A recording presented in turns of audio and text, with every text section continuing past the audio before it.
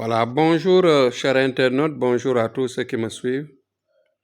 Aujourd'hui, comme vous le savez, chaque jour avec son thème nouveau. Aujourd'hui, je vais aborder le thème qui va parler effectivement sur ce qu'on appelle la retenue. La retenue de soi-même. La retenue dans le sens de conserver sa dignité, de conserver ses bienfaits, de conserver sa valeur et d'éviter de faire des péchés sur les autres humains, c'est-à-dire sur vos proches, vos voisins, vos camarades de tout genre. Vous voyez que dans la vie, ce qui est anormal, ce qui est dangereux, ce qui est plus à éviter, c'est de parler de mal sur l'autre. Vous voyez, la retenue que j'ai choisi d'en parler aujourd'hui, c'est durant le mois de Ramadan, le mois où nous avons une épreuve cadeau, une épreuve cadeau de Dieu qui nous a apporté le mois de jeûne, le mois de carême, juste pour effacer nos péchés, nettoyer nos péchés et ensuite éclaircir nos âmes, purifier nos âmes. Comment? En apprenant la soif, en apprenant la faim, en apprenant aussi à retenir nos organes de sens. Nos organes de sens qui nous poussent au plaisir du cœur, au plaisir du béat terrestre, qui parfois n'a pas de limite, qui par exagération parfois nous amène dans le camp de Satan, dans le camp des mécréants. Parce que là-bas, il n'y aura plus de contrôle, c'est le cœur qui décide et que l'instinct devient animal.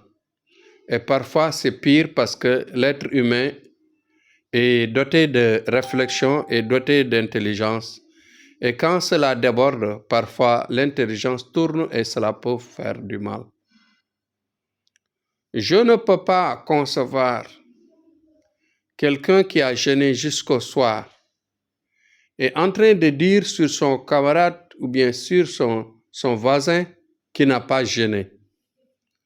Quelqu'un, par exemple, qu'il voit en train de manger, quelqu'un qu'il voit en train de mâcher du chewing-gum, quelqu'un qu'il rencontre en train même de boire ou bien d'entrer dans un lieu interdit durant le mois de Ramadan, par exemple. Toi, tu as jeûné et tu ne peux même pas retenir le fait de parler sur l'autre. C'est vrai que ce qu'il fait, c'est interdit durant le mois de Ramadan de manger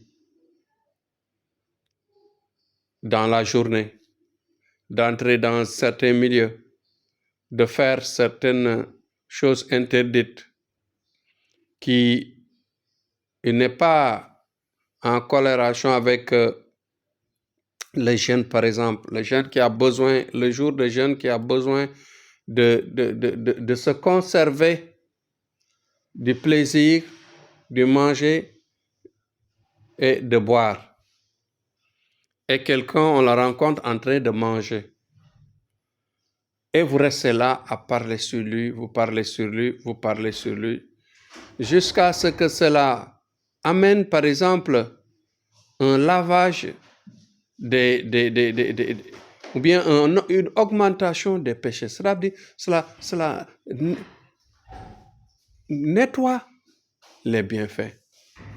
Ce que vous allez faire, par exemple, vous restez pendant toute la journée à jeûner et qu'au lieu d'avoir une récompense à 100%, vous faites des péchés à 200, à valeur de 200% ou à 300%. Est-ce que là, vous gagnez? Non, vous ne gagnez pas parce que vous avez jeûné avec beaucoup de difficultés. Par exemple, pour une valeur de 100 ou bien de 200, et vous faites de l'autre côté des péchés sur les autres de 300% ou de 400%. Et que Dieu, vous savez, il est tellement honnête, il n'entre pas entre nous. Il ne touche pas les péchés que nous faisons entre nous, c'est-à-dire les blessures que nous faisons entre nous-mêmes. Si nous faisons du mal sur nos camarades, sur nos voisins, sur les humains, Dieu il est libre, il ne réagit pas. Là, tu dois à ceux que tu fais du mal le péché que tu leur as fait. Donc, nous devons éviter, autant que possible, comme je le dis tous les jours, de faire du mal, de dire du mal, ou bien de parler sur le péché de l'autre. Parler sur le péché de l'autre, ou bien sur le comportement de l'autre, cela peut amener un surplus de péché. Et de l'autre camp aussi, nous devons nous-mêmes, les responsables, les parents, les prêcheurs, les ostages, les maîtres coraniques doivent continuer à éduquer dans la religion aux jeunes, aux personnes qui sont malades, aux personnes qui sont indisponibles dans le mois de Ramadan, qui n'ont pas la santé de supporter le jeûne. Parce que ça existe, il y a des gens qui ne peuvent pas jeûner. Je ne dis pas qu'ils ne savent pas jeûner, mais ils ne peuvent pas jeûner. Soit ils ont des problèmes de santé qui n'ont pas besoin de faiblesse du corps, des femmes qui sont dans leur période cyclique, ou bien des gens qui sont enceintes, très pleines, là où il y a danger d'avoir faim, par exemple, ou bien des gens qui ont fait une erreur, qui n'ont pas, par exemple, pris le goûter matinal et qui ne peuvent pas résister la journée. Tous ces gens-là ne peuvent pas jeûner le jour.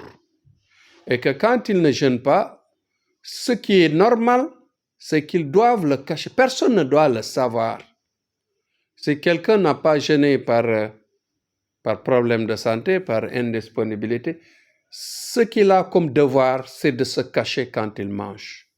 Mais quand, par exemple, tu es dans une fille qui est dans